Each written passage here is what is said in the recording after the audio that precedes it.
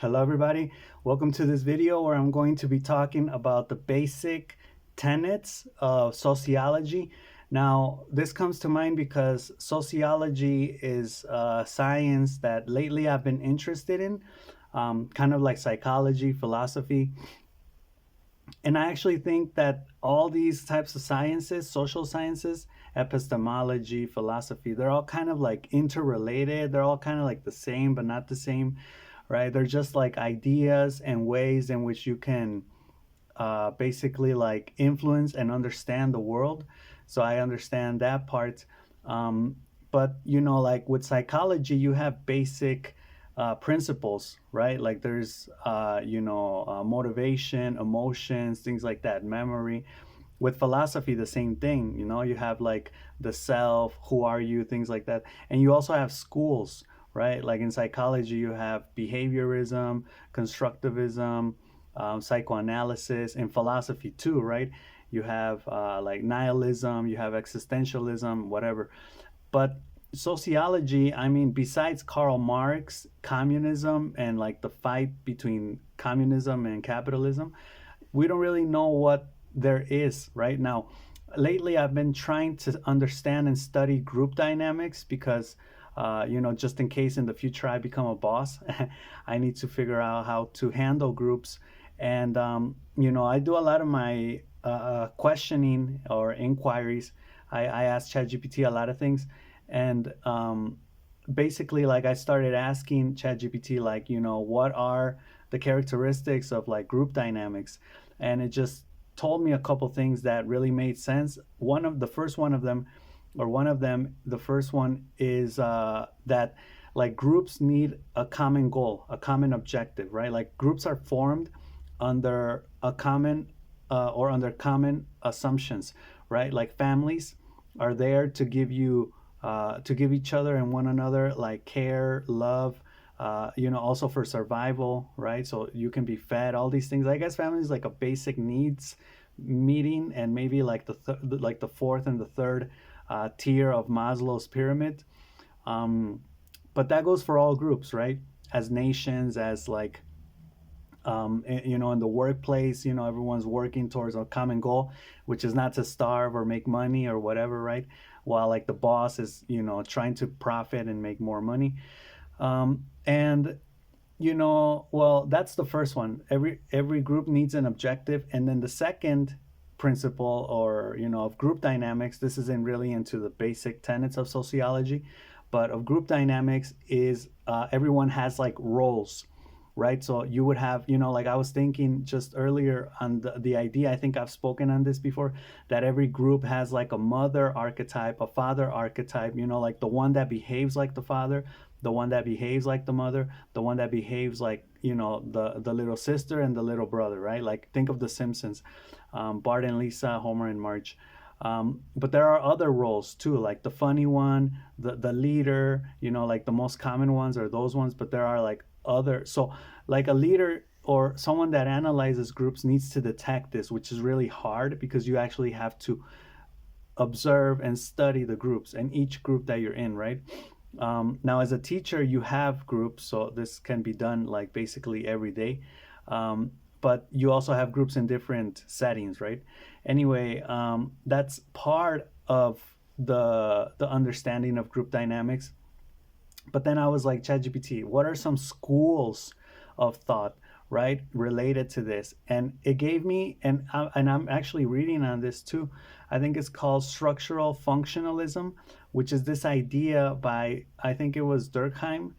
Correct me if I'm wrong, but he basically said that social groups work as like a body, as like an organism where every person has a part to play to make the whole like work or function, right? And then that's like, this is basically how it starts. Sociology starts as like this nice idea of, of social networks, like we're all in this to help each other, we're all a part of something bigger, blah blah blah. And then here comes Marx and the communists and all these other people like saying no, like Social studies is basically class struggle, gender struggles, race struggles, right? Like it's all conflict, it's all a fight, social justice and things like that. And then there are like other schools of thought, but that was interesting to know too. Now, let me just get into the basic tenets of sociology. That's a little bit of the background, and then that's the background, or those are the ideas behind the schools of sociology. But then the basic tenets, some of the basic principles, have to do with like the interaction of the individual with the collective, right? Which I think is something that everybody knows, that sociology studies, right? Like how the individual influences the collective, and how the collective or the culture influences the individual, etc. So this like interaction. Social identity is another one, right? So like, who do you identify with? But I always like to have things explained to me like in in simple, not simple, but like, you know in axioms, right? Like, and for them to make sense, right? Like, this is this because of this and this and this, and this is this because of this and this and this. So I'm going to get into two fundamental ones and see if I can like come up with some crazy ideas on this. So the first one is status. And status is basically what you are to other people, right? In sociology. So everyone has a status, right? Everyone. Now, status divides itself into two subcategories. One of them is called ascribed, which is basically like, in other words, the status that you're born with, and the other one is called achieved status, right? Now you can maybe tell the difference by just listening to those two words, but let me explain. Ascribed status is basically the status that you have from birth, like I just mentioned, and this includes your race, right? Could be also like your nationality, your gender, right? If you're a man or a woman, or whatever, and your religion, right? Among other things. I would include in this category as well, I would include age, right? Now, I would kind of say these are things that you don't really have control over, right? Like, I would even go as far as explaining like the race part as like the regional differences within the confines of your own, or the constraints of your own country, right? Like, seeing as how it's so difficult nowadays to like travel somewhere else and actually live somewhere else if you don't have money. So you're stuck in your country, and there are regional differences. So like a question that people always ask in Mexico when they meet someone is, where are you from? Right? Like within the country, like what state, what city are you from, right? And that's important because that's, you get an idea and a feel, I guess a lot of people do, um, and maybe so do I, like, of how that person is, right? And these are the type of things that you can change, because imagine like a 7-year old saying, you know what, I don't want to grow up here, I want to grow up somewhere else, right? Or a 7-year old saying, I don't want to be 7 years old, I want to be 30 years old, right? It's like, no, like you're kind of stuck with that, right? I mean, there are ways to change it, but you're kind of stuck. Now, I would also say that the status that's ascribed to you is like who your family is, right? Which is very important. Like, are your family members all doctors? Are they lawyers? Are they shoemakers? Are they, into selling fruits and vegetables? Like that's a status that you're basically born with, right? So I think that's pretty clear now. Now, oh yeah, and religion too, which is huge. Even though people, I think religion doesn't get the credit it deserves, because most people that are born in a religious household have that religious ideology all over the country, or all over many countries, right? Like, just think of like the continent America, where most people are like Christians, right? And sure, there are variations of Christianity, but unless you go to like the Middle East or China, or Asia, you're not, or even Africa, you're not really going to feel that contrast. So I think religions kind of divide themselves up into the continents, that and most people are that, so you don't feel that contrast.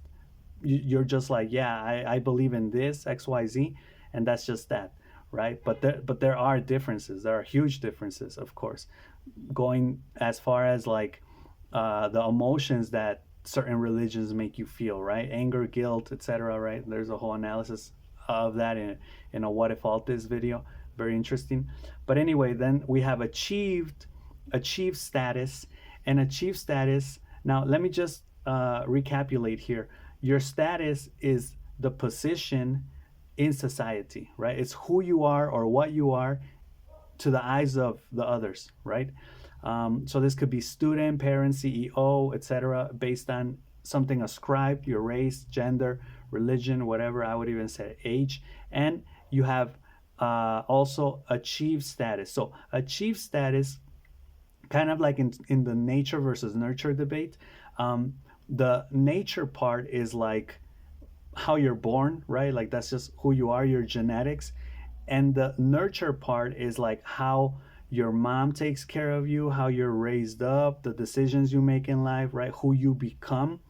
So achieve status, I would say, has more to do with what you do with yourself, right? With like the process. So ascribed is what, right? This is what you are, who you are, right? It's harder to change. And then achieve status is like who you become, right? Like the process. Now, ChatGPT says it's earned through effort. So, like, you can become a doctor, an athlete, whatever. But I would say this is where personality kicks in too, because you could have a brother and a sister, or two brothers that are born and raised in the same family, in the same household, but they're going to be different, right? And you could say, well, one of them is funny, the other one is serious, whatever. And that's kind of like the status that you achieve, right? Like, this is the funny brother, this is the serious brother, right? And that's just you. That's how you're making yourself out to be to people, right? It's like this person is this gender, this religion, this what was the other one? This age, right? This race, this whatever. That's how they're born. But then, there's variations of that, which is what you make of yourself, right? It's basically what you make of yourself, right? What you decide to study, what you decide to work as. I think it basically boils down to your profession or your work, right? What do you do in this life? What are you doing as an adult, right? That's your achieved status, right? Now, status in this case is important because that's the first of the two tenets. The second tenet or principle of sociology in this case is your role. Now, your role has to do with what you do based on your status. So, your role is basically, the expected behavior associated with a status, right? So, this has to do completely with actions, right? Your role is the actions that you do. And you can have a role, you can have a status, I mean, and you can have many different roles, or that role has many different actions, right? I still don't know how to really like put that break that down, but basically your role are the things you do. So here's an example. A teacher, right? Your status is a teacher. Maybe it's a chief status, or it has a little bit of a scribe because your parents and your parents parents were teachers, whatever. But the expected behavior associated with a teacher is that a teacher is expected to educate others. So you could say that's like fill in the slots, right? Blank is expected to verb, right? And that's basically like the role. And you can have many different sentences like that for like a status or a role, right? Um, Let me get into this a little bit more. So let's say you're a parent, right? If you're a parent, that's your status, achieve status, and you may, you know, you are expected to take care of your kids, right? You are expected to feed them, you are expected to provide for them, you are expected to give them love, right? And those are like the roles that you need to do based on the status of being a parent. If you're an employee at a certain job, you're expected to arrive on time. You're expected to do quality work. You're expected to be friendly and and talk to other people. You're expected to report problems when you see them. Blah blah blah, right? So that's a little bit of the behavior, and in this case, it's your status is like who you are, what you are, and in this case, the role are the actions that you do, right? So again, it may have to do a little bit with the process idea, but I don't want to get into that too much. Okay, now within the roles, you have two different ideas. The first one is called role conflict, and role conflict is when multiple roles clash. When multiple roles clash. So this is a typical example is a working parent struggles between job and family, right? So this is because we all have multiple roles to play because we may have multiple statuses, right? So you could be a student, but you're also working and you're trying to juggle those two activities, right?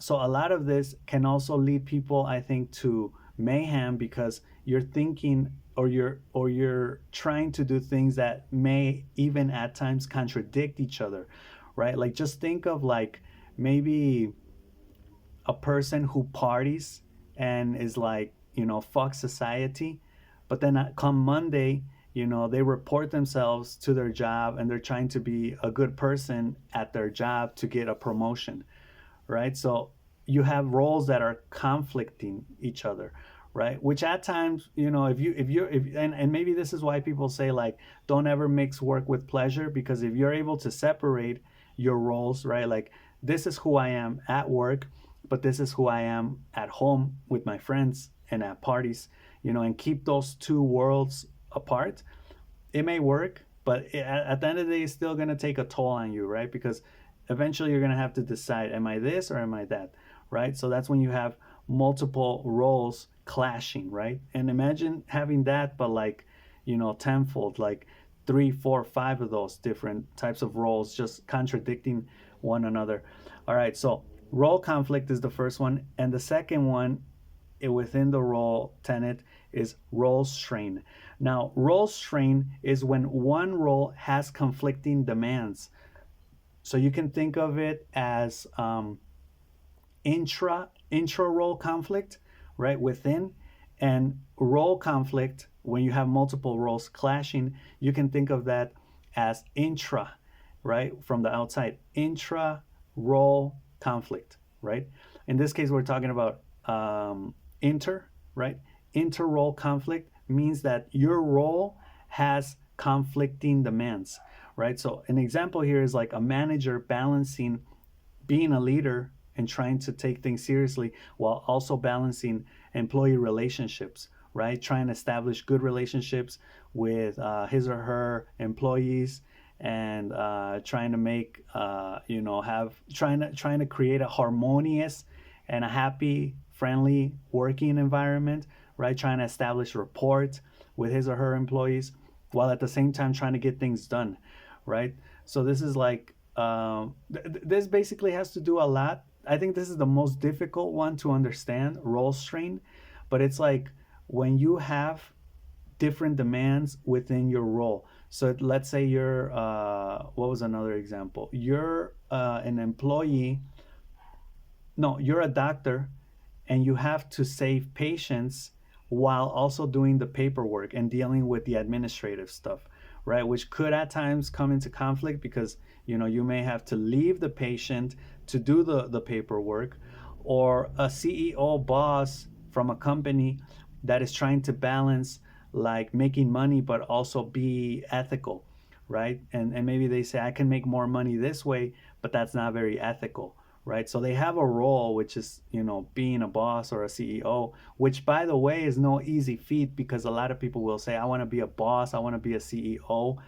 But I was just learning that CEOs and bosses need to make profit, need to make more profit than they are currently making. So just imagine yourself going out into the world right now and trying to make more money than the money you're making, right? Now, these people have to do that on a company level, on a macro level, right? Not just with themselves, but with like the whole company and all of the employees. Imagine that. You need to be super highly creative, not to mention all of the crises and fires that you're putting out and all of the problems, little dragons popping out, like Jordan Peterson said, that you need to be taking care of. I mean, that's tough.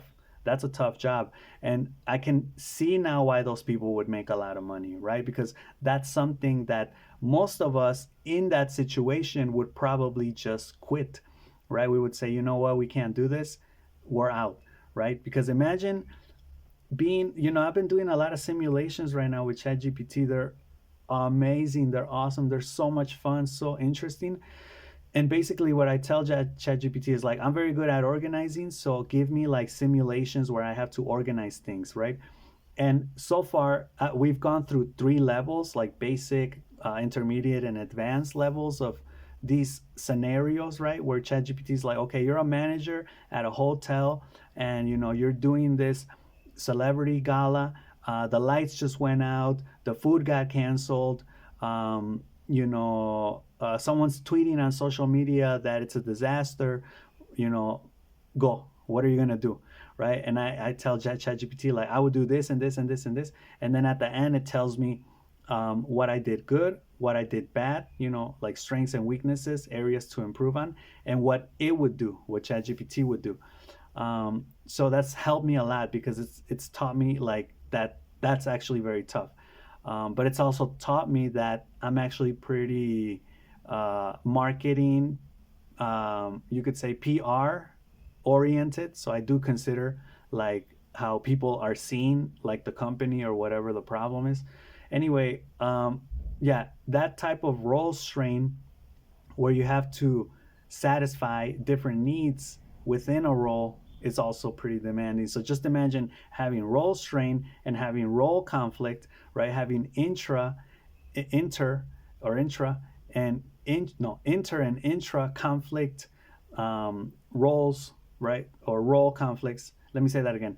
Imagine having intra within your role and intra, like with different roles, role conflict, right? And trying to solve all of that, like, and this is all thanks to your status. This is all thanks to how people, which I think status is also related with fame, notoriety. Not fame as in like, oh, you're a famous movie star, but fame as in like what people think about you, what people think of who you are, right? Because that's also worth something.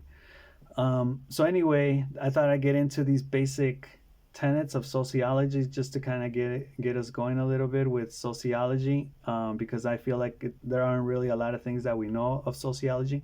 And that's all I got for this video. So let me know what you think, and I'll see you in the next one. Right? Peace.